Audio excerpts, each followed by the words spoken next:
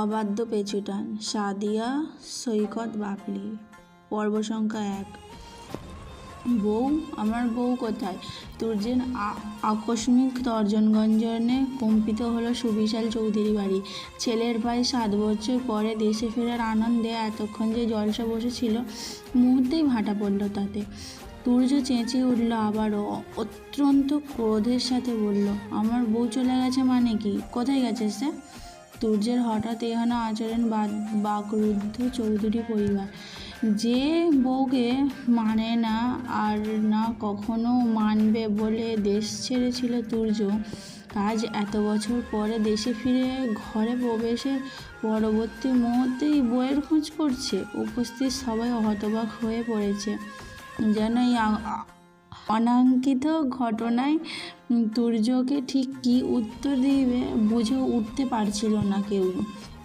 তবে ছেলেটার এই তর্জন গর্জন খুব একটা প্রভাব ফেলতে পারল না তার মা তাহমিনা বেগমের উপরে। তিনি এগিয়ে এলেন, ছেলের পানে কপাল কুঁচকে শুধালেন, কিসের বউ? কার বউ? তুর্য যেন অবাক না হয়ে পারল না। কার বউ মানে কি? তুর্য কপাল টান টান করে জবাব দিল, অবশ্যই আমার বউ।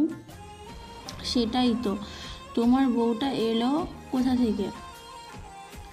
তুর্য কপাল কুঁচকালো, থমথমে কণ্ঠে বলল, মা মজা করো না তো, আমার বউকে বের করে আনো। তাহমিনা বেগম দাঁতে দাঁত চাপলেন, তীক্ষ্ণ কণ্ঠে বললেন, কোনো বউ নেই।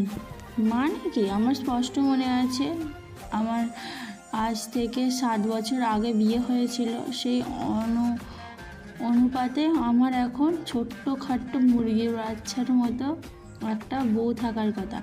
সেই বউ কোথায় আমার? সে বিয়ে তুমি তখন মানোনি, তাই তো কবুল বলার পরমুহূর্তেই বউয়ের মুখ না দেখেই বিয়ের আসর ছেড়েছিলে, আর তারপর দেশ। তুর্যের মুখখানা কিছুটা অস্থিরতা প্রকাশ পেল, তবে কণ্ঠের স্বাভাবিকতা বজায় রেখে বলল, তাই বলে তো আর বিয়েটা মিথ্যে হয়ে যায় না। বিয়ে যখন করেছিলাম তখন সে আমার বউ, তাছাড়া তখনও বিয়ে মানিনি, এখন মানছি। আমার বউকে আমার কাছে ফেরত দাও। তখন যেহেতু মানোনি, এখনও মানার দরকার নেই। ধরে নাও তোমার বিয়েই হয়নি। বিস্ময়ে তুর্যের চুয়াল ঝুলে পড়ল। একজন বিবাহিত পুরুষকে তার মা কি সুন্দর অবলীলায় বলল, ধরে নাও বিয়েটা হয়নি? এই কেমন কথা? তুর্য গম্ভীর কণ্ঠে বলল, পারবো না, বউ লাগবে আমার। এত বছর তো লাগেনি, এখন কি কারণে লাগবে বউ? তুর্য চোখ ছোট ছোট করে তাকালো মায়ের পানে, নির্লিপ্ত কণ্ঠে বলল, তোমাকে আব্বুর যে কাজে লাগে, আমারও আমার বউকে এখন সেই কাজেই লাগবে।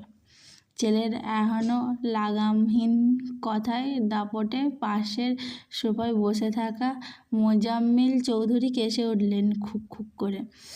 ছেলেটা তার ছোটবেলা থেকেই নির্লজ্জ, লাগামহীন, জেদি এবং রাগচটা ধাঁচের। তাই তো ছেলেকে বেঁধে ফেলতে ওই বয়সে বিয়ে করিয়েছিলেন, কিন্তু হলো কি হিতে বিপরীত। এখন তো আবার এই ছেলে এত বছর বিদেশে কাটিয়েছে, নিশ্চয়ই নির্লজ্জতার উচ্চতর ডিগ্রি নিয়ে এসেছে। তপ্ত নিঃশ্বাস ফেললেন তাহমিনা বেগম, শক্ত কণ্ঠে বললেন, আমরা তোমাকে পৃথার সাথে বিয়ে দিয়েছিলাম ওদের পরিবারের সাথে আমাদের সম্পর্কটা মজবুত করার উদ্দেশ্যে। তুমি ভালোভাবেই জানো ওর মা আর আমি সেই ছোটোবেলার থেকে খুবই ভালো বান্ধবী ছিলাম। খুব ইচ্ছে ছিল ওর সাথে সম্পর্কটা দৃঢ় করার, নয় তো একজন 20 বছরের তরতাজা যুবকের সাথে মাত্র 10 বছরের একটা বাচ্চা মেয়ের বিয়ে দেওয়ার কোনো ইচ্ছে আমার ছিল না। কিন্তু তুমি বিয়েটা মানতে পারলে না, ভয় দেখিয়ে কবুল বলানোর পর মুহূর্তেই বিয়ের আসর ত্যাগ করলেন। বাচ্চা মেয়েটার মুখটা পর্যন্ত দেখলে না। এইটুকু বলে থামলেন তাহমিনা বেগম, আবার বললেন, বিয়ের আসর ছাড়ার আগে একটা মুহূর্তের জন্য ভাবলে না তোমার এমন পদক্ষেপ ওই বাচ্চা মেয়ের উপরে কী নেবে আসবে? আমাদের সমাজ মোটেই ভালো না। তারা বিবাহের পর স্বামীর ছেড়ে যাওয়া স্ত্রীকে মোটেই ভালোভাবে দেখে না। হয়তো পৃথা ছোট ছিল, তবে ওর উপরেও তোমার পদক্ষেপের আঁচ আসতে শুরু করেছিল।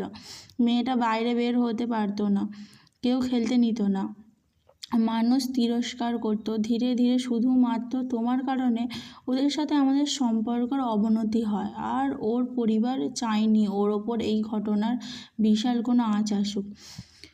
ভুল বলো আর অন্যায় বলো, আমাদের বড়দের ছিল, ওই ছোট মেয়েটার তো ছিল না। এমনকি তখনও বিয়ের মানেটাও ততটা বুঝে উঠতে পারেনি। মেয়েটা ছোট ছিল, তাই ওর সাথে ঘটা কঠিন বিষয়গুলো বোঝার আগেই ওরা এলাকা ছাড়লো। তোমার বিদেশে পাড়ি দেওয়ার 6 মাসের মাথায় ওরাও অন্যত্রে চলে গেল। মায়ের সব কথা শুনে একটু নরম হলো তুর্য, শান্ত কণ্ঠে বলল, কোথায় গেছে ওরা? আমাদের জন্য এলাকা ছেড়েছে নিশ্চয়ই, আমাদের বলে যাবে না কোথায় গেছে? থামলেন তাহমিনা বেগম, আবার বললেন, দেখো, ভুল যা করেছি আমরা বড়রা, এখন তোমারও কোনো দোষ নেই কোনো। তুমি তখন বলেছিলে বিয়েটা তুমি করতে চাও না, কিন্তু আমরা শুনিনি, জোর করেছি। আমরা আমাদের ভুলের জন্য অনুতপ্ত এবং তোমার কথাই মেনে নিয়েছি। গোপনে বিয়ে হয়েছিল, আবার গোপনেই এই বিয়েটা 2 পরিবারই ভেঙে দিয়েছি এক প্রকার। শুধু বাকি রয়েছে তালাকটা। তা পৃথার বাবা বলেছেন মেয়ের প্রাপ্তবয়স্কা হলে নিজ দায়িত্বে তালাক নিয়ে নেবেন। সুতরাং এই বিষয়ে আর ঝামেলা করো না। যে বিয়ে তুমি কখনো মানোনি সেই বিয়ে নিয়ে চোটপাট দেখিও না। তালাক শব্দটা কর্ণে পৌঁছাতেই বুকটা ছ্যাঁত করে উঠল তুর্যের। যে বইয়ের জন্য এতকাল অপেক্ষা করেছে, এতকাল ছটপটিয়ে মরেছে, সেই বউকে কিনা তালাক দেবে? অসম্ভব। তবে নিজের চিন্তার মধ্যভাগেই ছেলেটার মাথায় হট করেই আর একটা চিন্তা হানা দিল। পিট করে তাকালো মায়ের পানে, সন্ধিয়ান সুরে বলল, আচ্ছা, তুমি আবার কোনোভাবে আমার থেকে পৃথাকে লুকিয়ে রাখোনি তো মা? তুর্যের এখনো কথায় বেজায় বিরক্ত হলেন তাহমিনা বেগম। এত কিছু বুঝিয়ে বলার পরেও ছেলে কেমন উদ্ভট প্রশ্ন করছে। তিনি তো এতকাল জানতেন ছেলে কোনোদিন এই বিয়ে মানবে না, তাই তো বিদেশ গিয়ে ঘাপটি মেরে রয়েছিল। তাহলে পৃথাকে লুকিয়ে রেখে তার কী লাভ? ছেলের কথাই উত্তর দিলেন না তাহমিনা বেগম, কপাল কুঁচকে বিরক্তির ভঙ্গিতে দাঁড়িয়ে রইলেন। তুর্য মায়ের থেকে চোখ ঘোরালো, গম্ভীর কণ্ঠে বলল, আরুষ। তুর্যের এমন ভয়ঙ্কর গভীর কণ্ঠে কেঁপে উঠল আরুষ। ছেলেটা তুর্যের অ্যাসিস্ট্যান্ট। প্রায় 2 বছর ধরে আরুষ রয়েছে তুর্যের সাথে। এর মধ্যেই সহস্রবার তুর্যকে রেগে যেতে দেখেছে সে, কিন্তু এতটা চোটপাট করতে দেখেনি। আরুষ কম্পিত কণ্ঠে বলল, জি স্যার, আমার বউকে খুঁজে বের কর। আরুষ মাথা চুলকালো, আমতে আমতে করে বলল, আমি তো ম্যামকে চিনি না স্যার, যদি একটু বিস্তারিত বলতেন। আরুষের কথায় বিরক্ত হলো তুর্য, কপালে ভাঁজ ফেলে বলল, আমার বউয়ের নাম পৃথা ইসলাম। আর তার থামলো তুর্য, মায়ের দিকে তাকিয়ে বলল, আমার বউয়ের রাজাকার বাপটার নাম যেন কি মা? জানি না। তুর্যর মুখশ্রী গম্ভীর রূপ ধারণ করল। মায়ের দিক থেকে চোখ ঘুরিয়ে সে তাকালো বাবার পানে। ছেলের দৃষ্টি নিজের ওপর পড়ার সাথে সাথেই অন্যদিকে ফিরলেন মোজাম্মেল চৌধুরী। তুর্য ভ্রু কুঁচকানো বাবার দিকে থেকে দৃষ্টি ঘুরিয়ে তাকালো মেয়ের চাচা আব্বাস চৌধুরী আর ছোট চাচা অনিকা চৌধুরীর পানে। তারাও দ্রুত চোখ ঘুরিয়ে তাকালো অন্যদিকে। এরপর আবারও দৃষ্টি ঘোরালো সে চাচি আর ঘরের ভাই বোনদের উপরে। দৃষ্টি নিক্ষেপ করার আগেই দেখলো সব হাওয়া। দাঁত চাপলো তুর্য, কর্মট করে বলল, এরা আমার পরিবার? মোটেই না। এরা একটা বিশ্বাসঘাতকের গোডাউন। ঘসেটি বেগমের শিষ্য। এরা সবাই মিলে ষড়যন্ত্র করে আমার বউকে আমার থেকে দূরে সরিয়ে রেখেছে।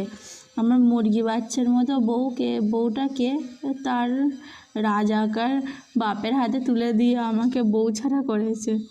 সব কটাকে আমি দেখে নিব, সব বিশ্বাসঘাতকের দল। এইটুকু বলেই থামলো তুর্য। আদেশের সুরে বলল, যত দ্রুত সম্ভব আমার বউকে খুঁজে বের কর আরুষ, নয়তো তোকে আমি পচা নর্দমায় গোসল করাবো। কথা বলেই ধূপধাপ পা ফেলে সিঁড়ি বেয়ে নিচ কক্ষের দিকে এগিয়ে গেল তুর্য। আরুষ বেচারা পড়ল মহা বিপদে। এখন সে কিভাবে তুর্যের বউকে খুঁজে বের করবে? এত বছর বাংলাদেশে শুধু নাম দিয়ে কাউকে খুঁজে বের করা যায়? কি এক যন্ত্রণা। নমস্কার, এটা ছিল অবাধ্য পেঁচুটানের প্রথম পর্ব, আর এটা আমার চ্যানেলের ফার্স্ট ভিডিও। একটু আটকে গেছে, ভুল শুধরে নেবেন। ব্যাস, দ্বিতীয় পর্ব খুব তাড়াতাড়ি আসছে। বাই।